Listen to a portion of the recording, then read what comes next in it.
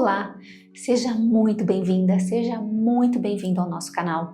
Hoje é o dia do 9º capítulo dos Impossíveis, a saga do desenvolvimento do ser em família. Se você ainda não ouviu o 9º capítulo, vai lá no Spotify, o link está aqui na nossa descrição, ouve, imagina a história e volta para cá. Porque aqui é o espaço onde nós ampliamos, aprofundamos o que foi contado nesse capítulo, ok? Vamos lá?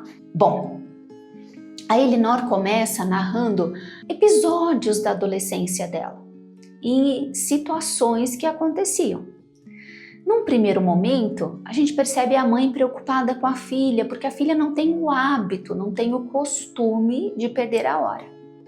E quando a mãe vai conversar com a filha, ela diz que de novo, ela reforça isso, né? Então, é algo que vinha acontecendo com recorrência.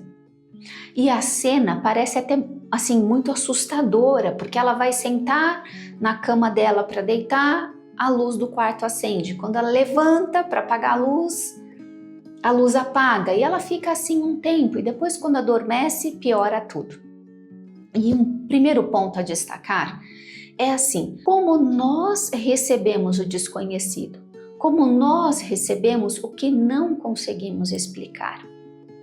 Porque poderiam ter outras reações possíveis. A mãe poderia dizer, isso é mentira, é coisa da sua cabeça. Ou a mãe poderia dizer, puxa, de novo você mentindo, Elinor, só para faltar na escola? E tantas outras coisas poderiam ter acontecido.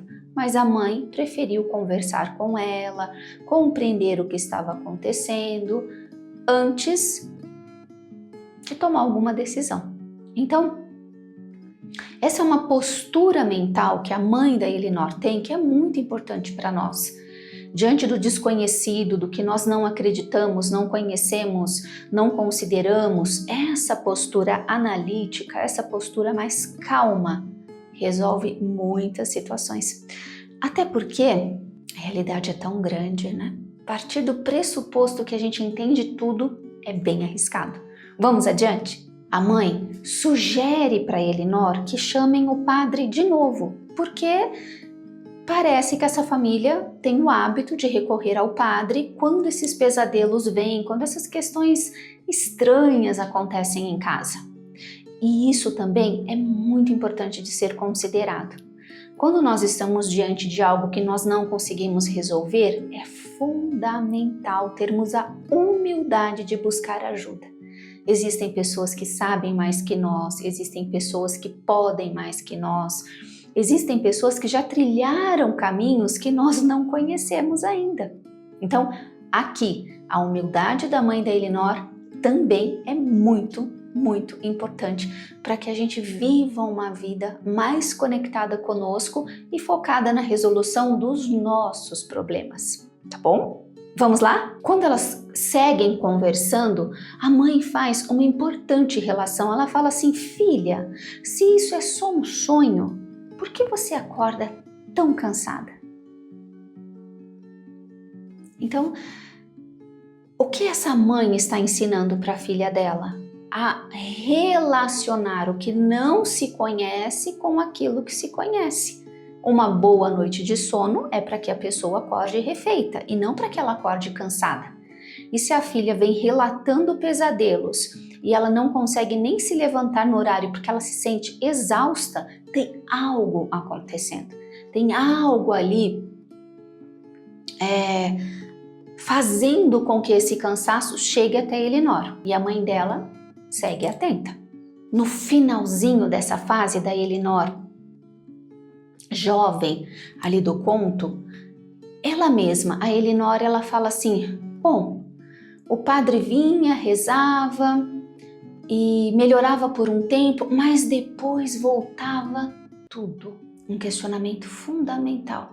Por que algo para de acontecer na presença de uma pessoa e de uma prática que ela fez e por que retorna? Esse episódio segue misterioso. E anos mais tarde, a Elinor fala que foi conhecer uma mulher. E essa mulher explicou para ela algumas coisas a respeito da aura dela e disse que bebês ficavam na aura dela porque se sentiam acolhidos e ao mesmo tempo os avós dela estavam passando apuros com a família, com a empresa familiar. Então, tinham divórcios acontecendo na vida dos tios, tinham também questões com a empresa, e a Elinor ali, um pouco mais velha, né, vivendo todas essas situações. Aparentemente, parece tudo desconectado. Ela doente com pneumonia, conhecendo essa pessoa que vai lá e explica para ela que a aura dela é de determinada maneira e que os bebês abortados ficam na aura dela, e aí aparece os avós pedindo ajuda. Se a gente puxar pela memória, o que nós vamos lembrar?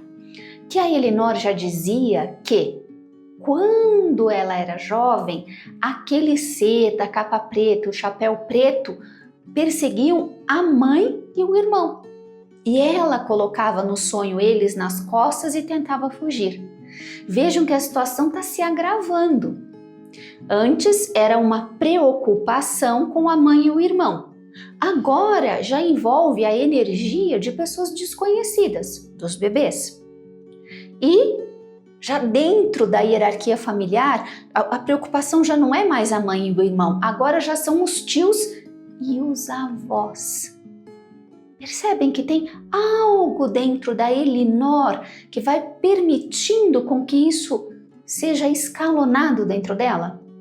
Ela contou como está a vida dela além da pneumonia? Será que ela está focada nos objetivos dela? Onde a Elinor está colocando energia? Vamos adiante? Mais adiante. A Elinor conta que a tal entidade do mal apareceu e foram revelações bombásticas, revelações que deixaram a família de olhos arregalados, porque ele descreveu cenas íntimas que somente os membros tinham acesso. Então, todo esse mistério, ele começa a tomar um certo corpo. E a Elinor, no epicentro disso tudo, sempre muito preocupada e voltada para a família de origem dela. Dito isso, como nada é ao acaso, anos mais tarde, fazendo um curso de formação para a nova profissão dela, essa entidade se manifesta através da própria Elinor. E a entidade chega bravíssimo, esbravejando com ela, porque ela estava protegendo as pessoas que o tinham prejudicado.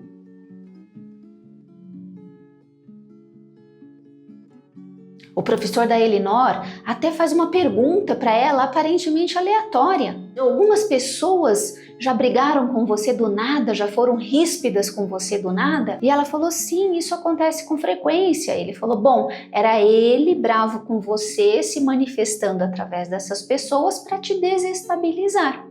E a Elinor foi pega de surpresa. Por quê? Aquele ser que criava problema na família é uma parte do psiquismo da Elinor, ou seja, uma parte da alma da Elinor. Ou, melhor dizendo, ele faz parte da personalidade da Elinor. E esse é um ponto fundamental para que nós entendamos esse capítulo. Todos nós carregamos aquilo que o Freud conceituou como o inconsciente. São camadas e mais camadas de vida que se manifestam dentro de nós, que perfazem o nosso eu. E cada camada tem atrelamentos, tem ligações, tem conexões com pessoas que nós amamos, que estão ao nosso redor, vivendo a vida delas.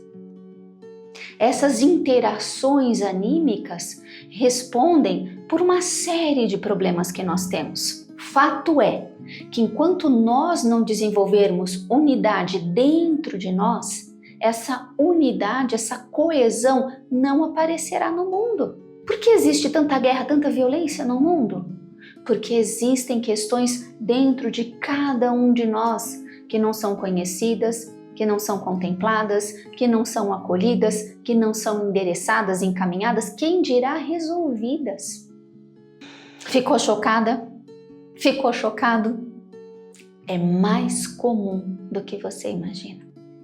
Aqui, nós trabalhamos com o psiquismo humano, nós trabalhamos com o inconsciente, nós percebemos essas camadas de vida se movimentando dentro da alma das pessoas. Sistemas familiares são altamente complexos. Mas enfim, essa talvez seja uma próxima história. Vamos adiante só para encerrar? A Elinor conclui, aí já num outro momento da vida dela, que já foram tantos entrelaçamentos e tantas vezes que ela praticou o mal ou que outros praticaram o mal contra ela, que nesse momento ela fala o seguinte: Pai, me defenda de um coração piedoso e uma mente desestruturada. O que ela quer dizer? Ela quer dizer que o coração sente e nós amamos as pessoas. Nós temos vontade genuína de que as pessoas melhorem, sejam felizes, fiquem bem. Tantas e tantas vezes nós nos sacrificamos para que isso aconteça. Mas na verdade, o que sempre resolverá tudo isso é a estruturação da mente. A nossa mente precisará abarcar esse inconsciente, precisará abarcar essas camadas e camadas de vida, precisará se interessar por causa e efeito. Então, se nós olharmos a fundo o que acontece na vida da Elinor, ela está sempre deslocada do lugar dela. Ela está sempre deixando de fazer o que é importante para ela, para o momento dela, para o desenvolvimento dela, e ela está voltada para outros. É esse coração piedoso. O que foi acontecendo ao longo da vida? Ela foi compreendendo melhor essas interações e foi assumindo o lugar dela. O Confúcio fala lindamente sobre isso quando ele fala sobre sermos cavalheiros. O pai ser pai, a mãe ser mãe, a esposa ser esposo, o marido ser marido, o filho ser filho, a filha ser filha, o governante ser governante, estar no próprio lugar, estar na própria pele, praticando aquilo que considera importante, que faz sentido, que traz significado, é fundamental. Agindo assim, aparentemente de forma egoísta, digo aparentemente, porque nós estamos tão deslocados do nosso eu, da importância da construção da nossa identidade, que nós consideramos que fazer o que nós precisamos fazer bem feito, com um estado de presença, é egoísmo. O egoísta, ele quer um bem só para si. Ele não suporta ver o bem do outro. A pessoa em estado de presença não. Ela faz a parte dela e ela oferece para quem ama espaço, para que a pessoa descubra o que pode fazer por si, para que a pessoa se interesse por si. Afinal, se nós fizermos tudo para quem amamos, como essa pessoa descobrirá o que ela pode fazer? Quem ela pode vir a ser? Importantíssimo questionamento. E já encerrando, a Elinor faz uma importante consideração. Ela diz que com a mente nós precisamos conhecer o mal. Com o nosso coração nós devemos rechaçar o mal, porque nós nos sentimos mal quando o praticamos. Mas somente quando fortalecermos a nossa vontade seremos capazes de praticar e proteger o bem. Então, ela coloca o sentir como um norte para aquilo que nos faz bem e faz bem para o outro. Ela coloca a mente como fundamento dentro de nós, capaz de reconhecer a maldade e de não praticá-la. Mas ela considera essencial fortalecer a vontade para produzir e proteger o bem. O bem para si, o bem para o outro, o bem que existe no mundo. Esse foi o argumento principal do Senhor dos Anéis.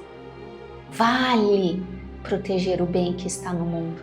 O bem que está no mundo precisa ser protegido.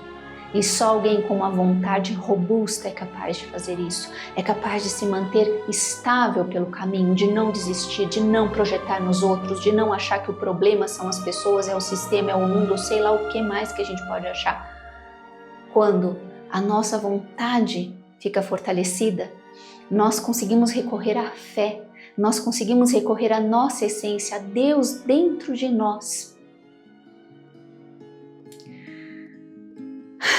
Nas palavras do Cristo, nós estamos nos aproximando do reino de Deus. E você? O que você tem escolhido? Viver a sua vida ou a vida das pessoas? Onde está o seu foco e a sua energia? Importantes perguntas. É assim que eu me despeço hoje. Um forte abraço e fiquem com Deus.